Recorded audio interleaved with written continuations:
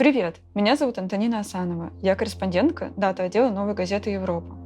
Мы проанализировали расходы бюджета и выяснили, сколько компенсаций государство на самом деле платит семьям погибших и раненым на войне в Украине, и во сколько спецоперации обходятся налогоплательщикам. 3 марта, в самом начале войны, Владимир Путин выступил с обращением.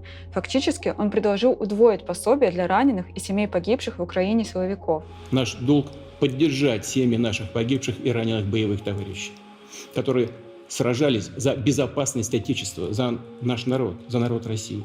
Давайте разберемся, сколько платит государство раненым и семьям погибших.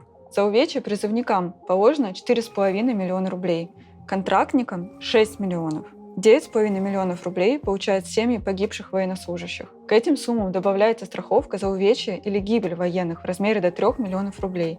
Итого, за жизнь российского военнослужащего в случае гибели семья получит 12,5 миллионов рублей. Правда, тогда, в начале марта, еще никто не знал, что война станет такой затяжной, а потери окажутся такими огромными, что только на компенсации понадобится сотни миллиардов.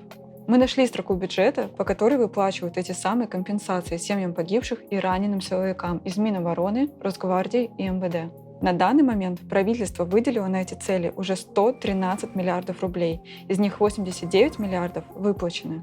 Если вы хотите понять, что это за строка бюджета и почему мы считаем, что она связана именно с Украиной, читайте наш материал на сайте «Новая газета Европа». Ссылка на него будет в описании к видео. Итак, что мы узнали? Компенсации за погибших и раненых начали выплачивать еще в марте, причем уже к началу апреля на эти цели было зарезервировано 60 миллиардов рублей. Потом, в мае-июне, темпы выделения средств снизились. На этой карте можно увидеть военные части, из каких регионов принимают участие в войне.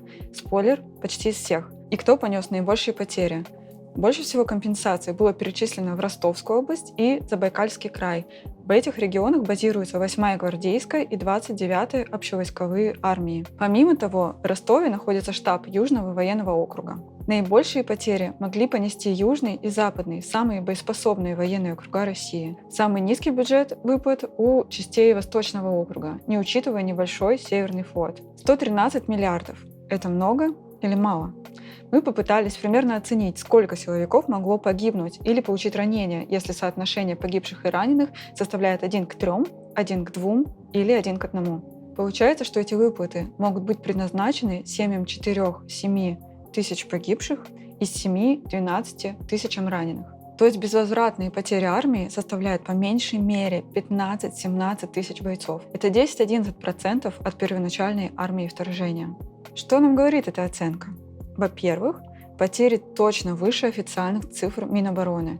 Они в последний раз озвучивались в конце марта и составляли около 1300 погибших и почти 4000 раненых. Во-вторых, похоже, компенсации выплачиваются медленно или, может быть, не всем. Эксперты оценивают количество погибших с российской стороны от 15 до 35 тысяч. Это просто ужасающие цифры. Для сравнения, в афганской войне за 10 лет погибло около 15 тысяч человек. То есть конфликтов такого масштаба, как нынешняя война, для России действительно не было с Великой Отечественной. По нашим оценкам, компенсации получили от 4 до 7 тысяч семей. Где еще тысячи или десятки тысяч выплат? Важно понимать, что значительную часть сил после начала второго этапа спецоперации составляет милиция ЛДНР. В этих регионах прошла принудительная мобилизация. В армию забирали буквально всех мужчин подходящего возраста, студентов, преподавателей, музыкантов, всех. У этих войск плохое обмундирование и оружие, они не обучены и, соответственно, смертность среди них крайне высока. По оценке эксперта Павла Лузина, около 20 из 35 тысяч погибших – это именно нерегулярная российская армия. Так вот, компенсации семьям всех этих погибших наше государство не платит. Начисление и выплата компенсаций может занимать месяцы. Командиры частей могут не сразу составлять рапорты о погибших, особенно если документы утеряны, например, разбомбила штаб. Не сразу обращаться за выплатами могут и родственники. Наконец, выплаты начисляют не всем. Максим Гребенюк, адвокат и руководитель правозащитного проекта «Военный омбудсмен», рассказал нам о сотнях обращений из-за отказов в выплатах за ранения. Теперь государство выплачивает пособие только по перечню ранений, перечисленных в постановлении правительства номер 855. Если травмы в списке отсутствуют, то в выплатах отказывают. Так как война продолжается, выплаты погибшим также растут. Уже очевидно, что по итогу они составят несколько сотен миллиардов рублей, как бюджеты нескольких регионов России. Война в целом обходится в России недешево. Каждый третий рубль из федерального бюджета идет на деятельность Минобороны, Росгвардии или засекреченные расходы. За полгода эти траты превысили 3,6 триллиона рублей. Это на триллион больше, чем в январе-июне 2021 года. Только по статье «Закупка вооружений и спецтехники» государство за полгода потратило свыше триллиона рублей. Это почти на 440 миллиардов больше, чем в первом полугодии прошлого года. Парадокс в том, что увеличить закупки именно нового современного вооружения России неоткуда. Оно продолжает производиться в рамках государственной программы вооружений, но нарастить производственные мощности фактически невозможно. Нет ни оборудования, ни специалистов, ни комплектующих, поэтому эти 440 миллиардов, скорее всего, идут на капитальный ремонт или модернизацию советской техники. Более того, технологические санкции сильно ударили по ВПК, и непонятно, сможет ли Россия в перспективе восполнить запасы выбывающего современного оружия. Кроме того, огромную часть расходов бюджета составляет зарплата и прочие выплаты военнослужащим. Эти траты выросли почти на 62 миллиарда и достигли 440 миллиардов рублей за полгода. Ремонт вооружений обошелся российским налогоплательщикам еще в 260 миллиардов рублей за полгода.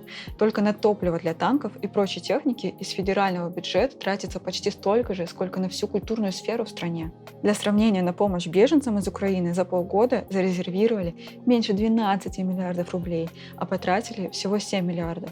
Ирония в том, что и выплаты семьям погибших, и дополнительные расходы на войну фактически финансируются за счет сверхдоходов от продажи нефти и газа.